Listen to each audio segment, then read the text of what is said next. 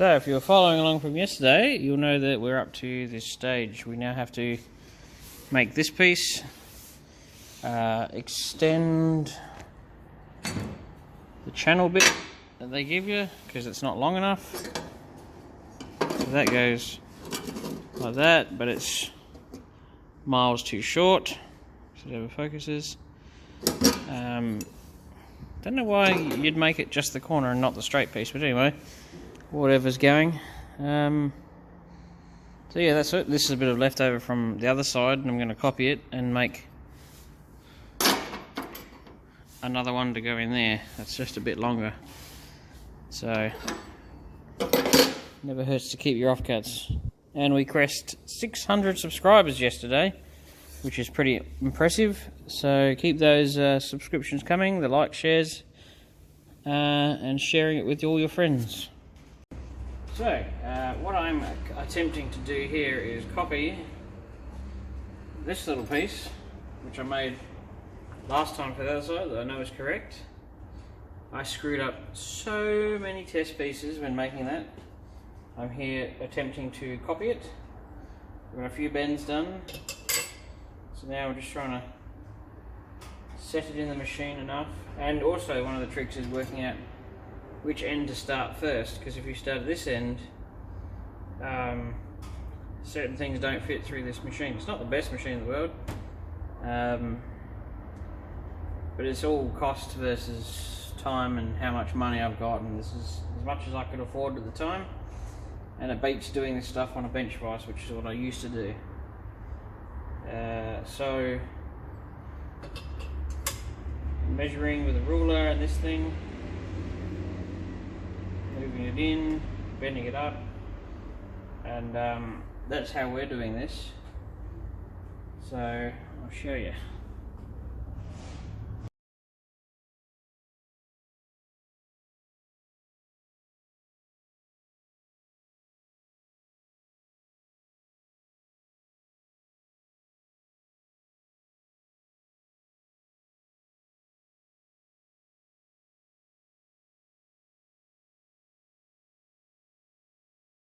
And here's our magically made piece. If you haven't got one of these, I strongly recommend you get one.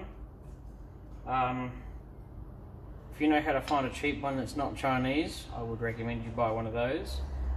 But if Chinese is all you can buy, it's better than not having one at all. So I'm pretty sure this was only around 300 and something bucks. It was worth every penny because you can do stuff like this. Yeah, that's just going to make life so much easier. Send it through the sandblast to get any surface rust off it. Trim it down to the size I need. I got to go whittle up because actually this piece actually comes down, comes up, and then another one going that way. But because it's actually got the boot channel on it, if you you can't actually make that shape with this particular one because of the limitations of it. So I'm having to make this piece in two pieces, so the other piece I have to make will be a much smaller piece, a couple of smaller bends, and I'll have to weld that on like I did on the other side and then put them together in the car, which is also what I used to say is, doesn't matter if you have to make it in 3 different pieces, as long as you have the end result you need and it goes in complete. So that was I'm so happy I didn't throw that out because that made life so much easier. Fits like a glove. So we're going to go make up the next piece, weld it to this piece, cut this down to the right size, and go glue it in the car. And there we have it, a new piece made out of 2 pieces. I bent it slightly where I was grinding down the welds. Don't worry too much about that. But yeah, it's a little bit warm. I've only just finished grinding it down. So yeah, it's a pretty... So what I was saying before is when it's in the folder can't do these shapes all in one. So it sort of gets to about here, it has a bit of a hissy fit. So to do this in one piece is impossible with that folder. But you can do that fold, that fold, that fold, that fold, and then join the two of them right through the middle of here. and just like that, welded together, it looks like one piece.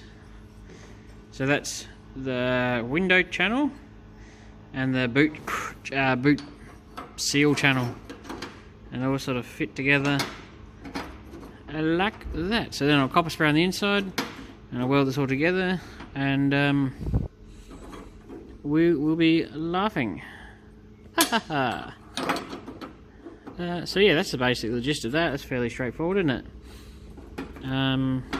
You know, obviously you tweak it a bit when you clamp it in, but yeah, you cut all the rust out, put a new piece in,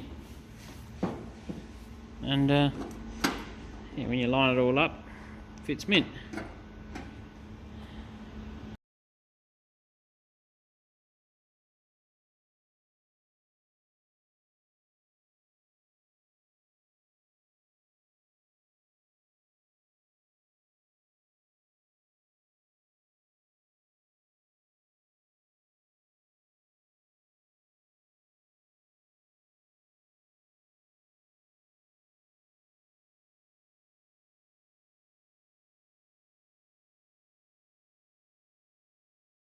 And there we have it, looking lovely.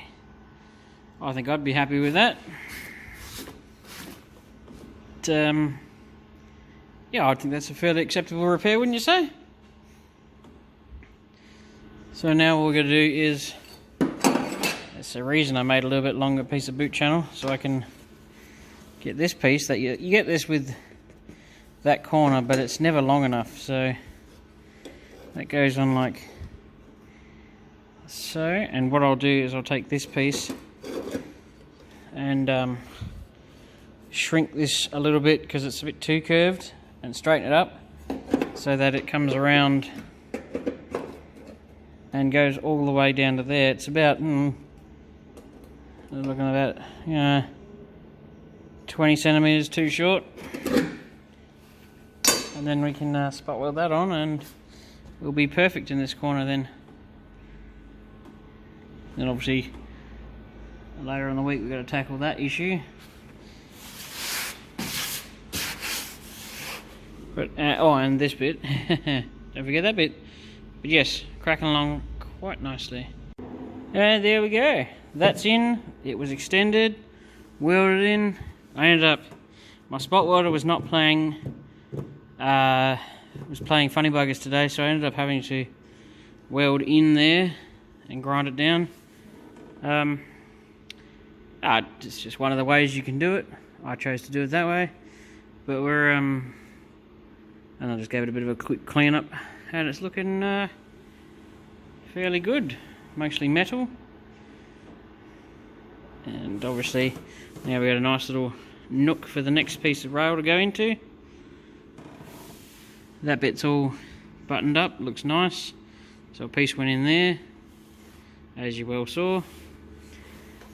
Looking lovely. I'll throw some etch on that, and that's the back corner, that, the side, so the side, the pillar, the corner, parcel shelf, the boot channel. Now we just got to do this section in the middle, and that's, and I tweak a little bit over there, but that's the entire boot channel's done. Looking smashing. Have it for this video. Nice little short one, hopefully. See how it comes together when I've edited it. Looking not too shit, if I do say so myself. That's my little issue there. Not too proud to say that it didn't come out as good as I'd hoped, but this bit came out very nice. So nothing's perfect, but not too shit.